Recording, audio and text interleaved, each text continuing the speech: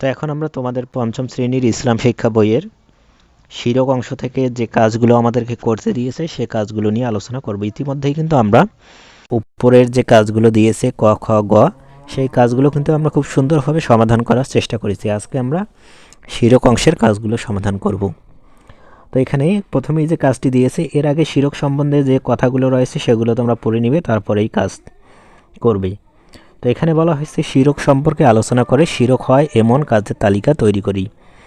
তো শিরক সম্পর্কে আলোচনা করব। উপরে কিন্তু আমরা শিরক সম্পর্কে জেনেছি। তো শিরক হচ্ছে আল্লাহর সাথে কারো তুলনা করা, এটাই হচ্ছে শিরক।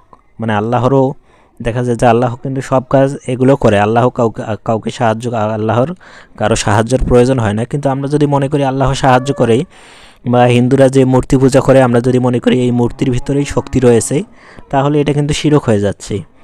তো এই শিরকগুলো করা যাবে না। শিরক সম্পর্কে আলোচনা করে শিরক হয় এমন কাজের আমরা তালিকা তৈরি করব। তো এখানে 5টি কাজ আমাদেরকে লিখতে হবে। তো দেখি আমরা উত্তর কেমন হবে। তো দেখো, এই সমাধানটি দেখার আগে আমরা শিরক সম্পর্কে একটু সংক্ষিপ্তভাবে জেনে নিই। এটা তোমাদের লিখতে হবে না, জাস্ট তোমাদেরকে বন্ধুদের সাথে শিরক সম্পর্কে আলোচনা করতে হবে। তো শিরক কি এটা যারা জানো না তাদের জন্যই মূলত এই কথাটুকু। শিরক হলো আল্লাহর সঙ্গে কাউকে অংশীদার করা, আল্লাহর সঙ্গে কাউকে অংশীদার করা, অর্থাৎ আল্লাহ ছাড়া অন্য কাউকে ইবাদত করা বা আল্লাহ ক্ষমতা অন্যের জন্য গ্রহণ করাকে শিরক বলে। ইসলাম ধর্মে শিরক সবচেয়ে বড় গুনাহ।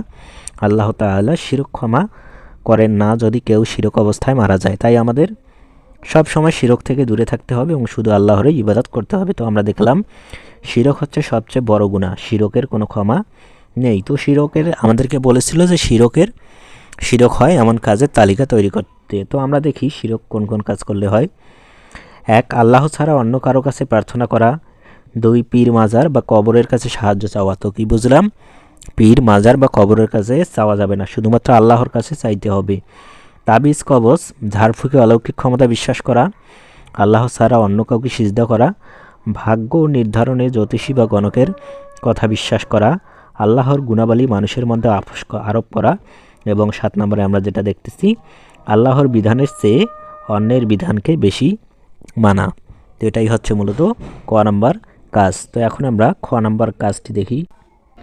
শিক্ষার্থীরা, তোমাদের প্রতি আমার একটি অনুরোধ, তোমাদের জন্য একটি স্টাডি গ্রুপ খোলা হয়েছে। এখানে বিভিন্ন স্কুলের শিক্ষার্থীরা থাকবে, তারা তাদের সমস্যার কথা এখানে শেয়ার করতে পারবে। তোমরাও চাইলে এখানে জয়েন হতে পারো। এখানে তোমরা তোমাদের সমস্যা, তোমাদের মতামত বা তোমাদের কোনো যদি প্রবলেম হয় সেটা শেয়ার করতে পারো। সেখানে আমরা সবাই মিলে তোমাকে সাহায্য করতে পারি। গ্রুপটির লিংক এই ভিডিওর ডেসক্রিপশন বক্সে অথবা প্রথম কমেন্টে দেয়া থাকবে। তোমরা চাইলে এই ফেসবুক গ্রুপে জয়েন হয়ে পড়াশোনার ক্ষেত্রে অনেকটা এগিয়ে যেতে পারো। ধন্যবাদ। তো খ নম্বরে আমাদেরকে কি করতে বলা হয়েছে দেখো, দৈনন্দিন জীবনে শিরক থেকে বেঁচে থাকার জন্য করণীয় কাজের একটি তালিকা প্রস্তুত করি। তো শিরক যাতে না হয়, শিরক থেকে কি করলে আমরা বেঁচে থাকতে পারি তার একটা তালিকা তৈরি করতে বলা হয়েছে। এটা দলগতভাবে কাজ, তোমরা তোমাদের বন্ধুদের সাথে নিয়ে এই কাজটি করবে। তো আমরা এটার উত্তর করার চেষ্টা করি। তো শিরক থেকে বেঁচে থাকার জন্য আমরা এই কাজগুলো করব। 1 নম্বর হচ্ছে একমাত্র আল্লাহর ইবাদত করা বা করব, তোমরা সব সময় করব লিখবা। সব কাজে আল্লাহর উপর ভরসা রাখবো। আল্লাহ ছাড়া কারো কাছে দোয়া না রাখবো, চাইবো। অর্থাৎ আল্লাহ ছাড়া কারো কাছে আমরা দোয়া চাইবো না, বা তুমি আমাকে ভালো করে দাও এরকম আমরা কিছু বলবো না। তাবিজ কবজ ও কুসংস্কার থেকে দূরে থাকবো। পীর মাজার ও কবরের কাছে সাহায্য চাবো না আমরা। নিয়মিত কুরআন ও হাদিস পড়ব।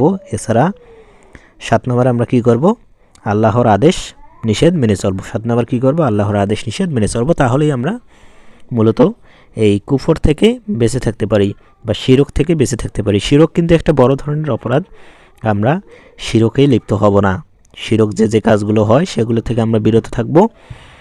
তো আমরা খ নম্বর কাজ দেখলাম। এখন আমরা সালাত অংশে প্রবেশ করব।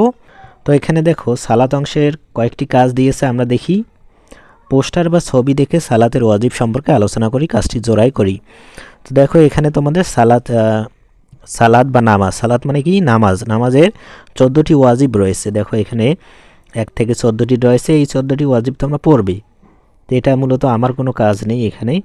এরপর সালাতের ওয়াজিব সমূহের একটি তালিকা তৈরি করি, কাজটি একে করি। তো তোমরা এখানে কিন্তু দেখতে পাচ্ছ যে সালাতের ওয়াজিবগুলো দিয়ে দিয়েছে। দেখো 1 নম্বরে প্রত্যেক রাকাতে সূরা ফাতিহা পড়া, এভাবে 14টি সালাতের ওয়াজিব রয়েছে এই 14টি তোমরা এখানে লিখে দিবে, একবার পড়বে, পড়ার পর লিখে দিবে।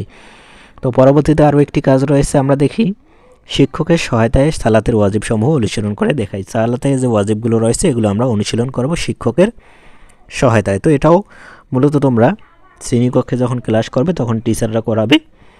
তো আজকের ক্লাস এই পর্যন্ত। পরবর্তীতে আমরা আরও যে কাজগুলো রয়েছে বইয়ের ভিতরের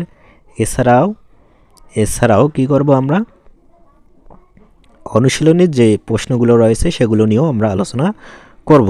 তো আজকের ক্লাসটি এই পর্যন্ত। আজকের ক্লাস কেমন লাগলো সেটা আমাকে কমেন্ট করে জানিয়ে দাও, আর ভালো লাগতেছে কিনা সেটাও জানাও। পরবর্তীতে কোন সাবজেক্টের, কোন টপিকের, কোন অংশের ক্লাস চাও আমাকে কমেন্ট করে জানাও। ধন্যবাদ।